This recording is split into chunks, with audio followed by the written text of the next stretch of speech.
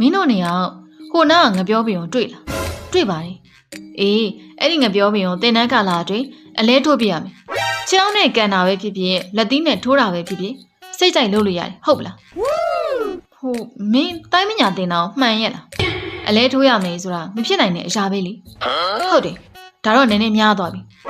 ဒါလို့ဆိုလဲသဘောပဲလေမင်းတို့ငါတင်တဲ့နီလန်းကိုတန်တရားဝင်နေခုကလေးကထွက်သွားလို့ရတယ်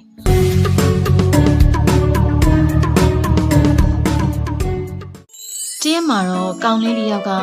ရွာနောက်ကအပင်တပင်အောက်မှာဂေါ်လီပြစ်တိုင်းကစားနေခဲ့ကြတယ်။ဖိုးသားလို့ခေါ်တဲ့ကောင်းလေးတစ်ယောက်ကတငယ်ချင်းဖြစ်သူရေတူကိုတတိပေးလိုက်တယ်။ဟဲ့ရေတူ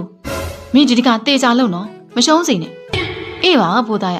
။ဒါနဲ့ရေတူလည်းတတိထားပြီးဂေါ်လီကိုပြစ်လိုက်ချိန်မှာချော်ထွက်သွားခဲ့တော့တယ်။ဟာ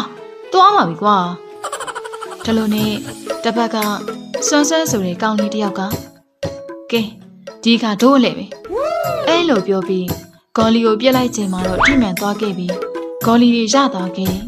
ဟာဟာဒါပဲလေစွန့်စွန့်ကွာ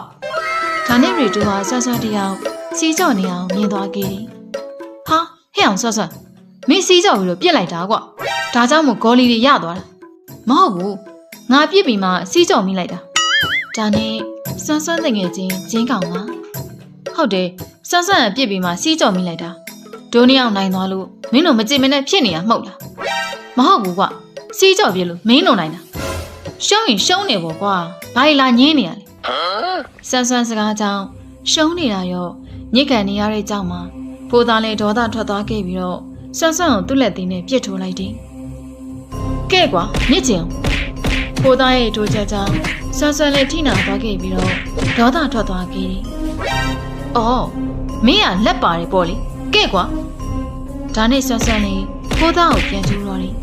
ရေတူလည်းသူ့ငယ်ချင်းဖိုးသားအတိုးခံနေရတဲ့အတွက်ကြောင့်ဂျင်းကောင်လှမ်းထိုးလိုက်ပြီးလေးယောက်ကရံမွေးဖြစ်ကြတယ်ဒီလိုနဲ့အတန်ကြောင်ရံမွေးဖြစ်ပြီးနောက်မှာတော့ဖိုးသားနဲ့ရေတူလည်းရှုံးနေသွားခဲ့တယ်ဟာဟာဟာဒါပဲလေတို့ရွာတောင်ပိုင်းသားတွေကိုအောင်မန်းသားတွေကဘယ်နေရာမှားမှရှင်းလို့မရဘူးကွဟုတ်ပါဆွဆွရဒီကောင်တွေတော်တော်ရည်ရတယ်မနိုင်မင်းနဲ့လက်တဲ့စမ်းချင်ရတယ်လာသွားကြစို့အဲ့လိုပြောပြီးတော့ရွာတောင်ပိုင်းသားနှစ်ယောက်လေးထွက်သွားကြတော့တယ်ဖိုးသားနဲ့ရီတူကတော့ဒေါသထွက်ရင်းနဲ့ကြင်ရင်နေခဲ့ကြတာပါဒါတို့အောင်မန်းသားတွေကိုတက်တက်စိန်ခေါ်သွားတာပဲကွဟုတ်တယ်ဖိုးသားဒီကောင်တွေကိုပညာပြန်ပြမှရတော့မယ်တော်ဘောတယောက်ကတော့ရေခဲချောင်းလေးစားလိုက်တချင်းလေးညှိလိုက်နဲ့အိမ်ပြန်နေခဲ့တော့တယ်မိုးရွာ